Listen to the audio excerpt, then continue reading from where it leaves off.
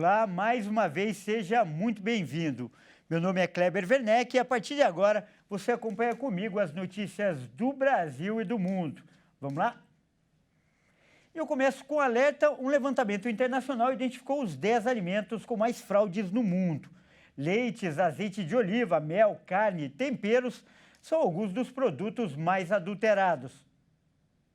A Agência Regulatória dos Estados Unidos estima que 1% de todos os alimentos produzidos no mundo sofram algum tipo de fraude, o que gera prejuízos estimados em 40 bilhões de dólares, ou mais de 200 bilhões de reais todos os anos.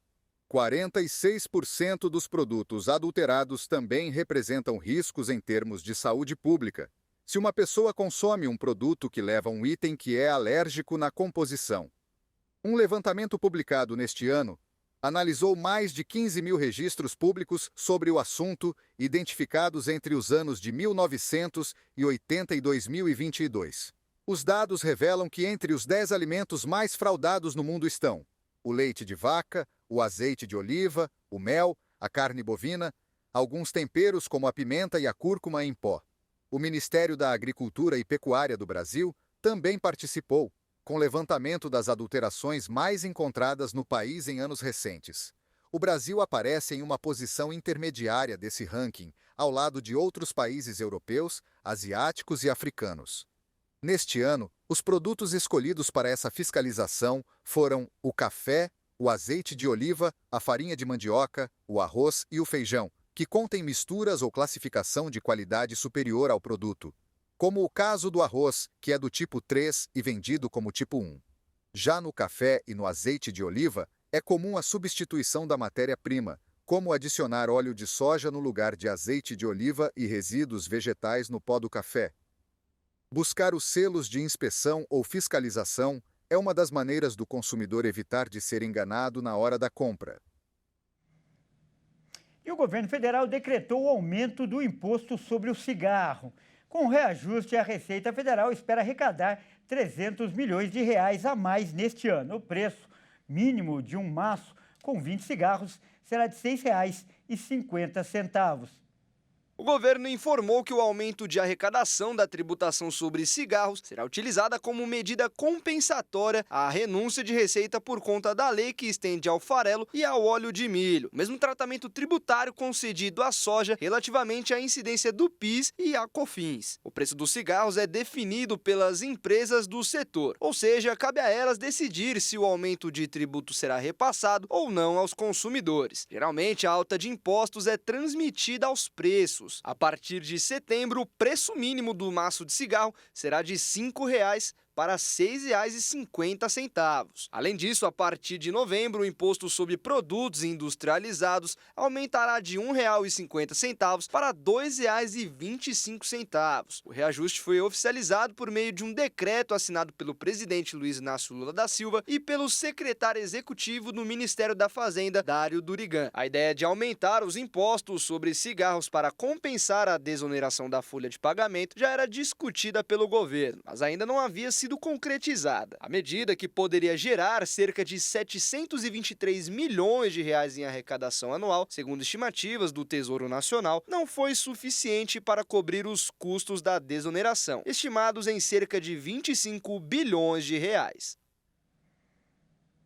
E pela primeira vez desde fevereiro, o endividamento da população brasileira diminuiu. Segundo a Confederação Nacional do Comércio, 78,5% dos brasileiros terminaram o mês de julho com um pouco menos de contas para pagar. Mas, pela previsão da própria CNC, a situação poderá mudar em pouco tempo. Isso porque o Dia dos Pais está chegando. A expectativa é que as compras representem um aumento novamente aí nesse endividamento. Vamos conferir. Roupas, perfumes e eletrodomésticos estão entre muitas opções de presentes para celebrar o Dia dos Pais, que representa o quarto dia comemorativo mais importante para o comércio do país.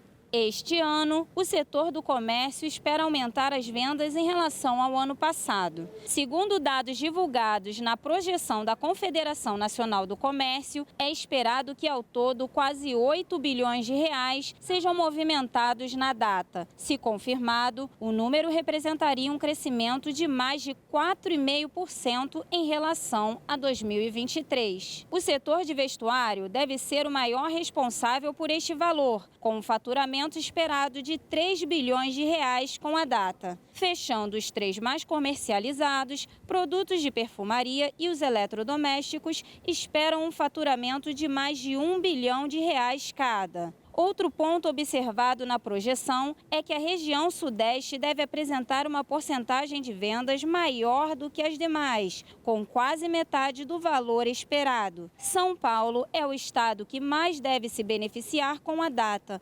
movimentando mais de 2,3 bilhões de reais. A data promete também aumentar o número de contratações de trabalhadores temporários neste ano, com quase 10.500 vagas abertas no varejo, apenas para atender a demanda sazonal. Olha, e ainda falando de economia, uma boa notícia. O Brasil tem o menor número de desempregados em 10 anos para o trimestre encerrado em junho. Segundo a PNAD contínua, o total de trabalhadores do país bateu um novo recorde. A taxa de desemprego no Brasil recuou e chegou a 6,9% no trimestre encerrado em junho, uma queda de 0,2 ponto percentual em relação ao trimestre encerrado em maio. O resultado é o menor para o período desde 2014. Os dados são da PNAD contínua, a Pesquisa Nacional por Amostra de Domicílios, divulgada pelo IBGE. A pesquisa mostra que 7,5 milhões de brasileiros não ocupam uma vaga de trabalho, o menor número de pessoas em busca de trabalho desde o trimestre encerrado em fevereiro de 2015. A população desocupada diminuiu no trimestre, 12,5%, e no ano, 12,8%. De acordo com o estudo, a população ocupada de trabalhadores do país atingiu 101.800.000 no trimestre encerrado em junho, novo recorde da série histórica. Além disso, o número de trabalhadores com carteira assinada, de 38.400.000, e, sem registro em carteira, de 13.800.000, também bateram o recorde da série histórica, além do total de empregados no setor privado, que soma 52.200.000. Já a população fora da força de trabalho não mostrou variações significativas em nenhuma das duas comparações, permanecendo em 66.700.000. Os Ministérios da Igualdade Racial, das Mulheres e da Pesca e Agricultura serão os mais afetados pelo bloqueio de mais de 11 bilhões de reais realizados pelo presidente Lula no orçamento de 2024. O corte tem como objetivo cumprir a meta fiscal para esse ano.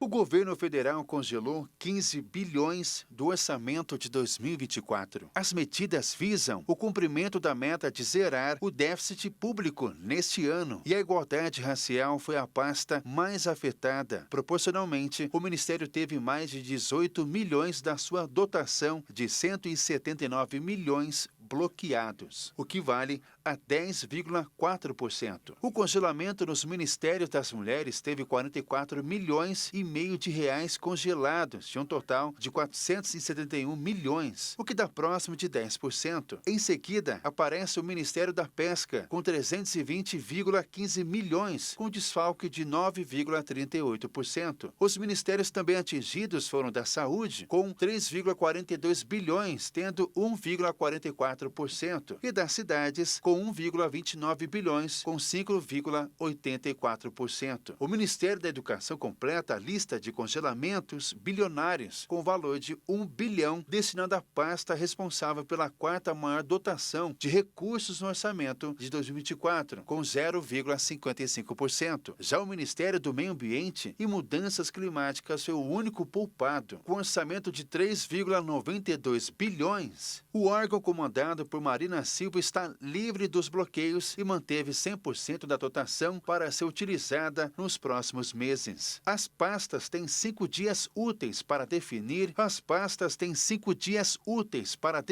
as despesas afetadas. Cabe agora aos ministérios a missão de decidir até a próxima terça-feira em quais ações e programas os bloqueios serão realizados. Os bloqueios também atingem outros órgãos federais, como a própria Presidência da República, o Gabinete da Vice-Presidência, a Advocacia Geral da União e o Banco Central.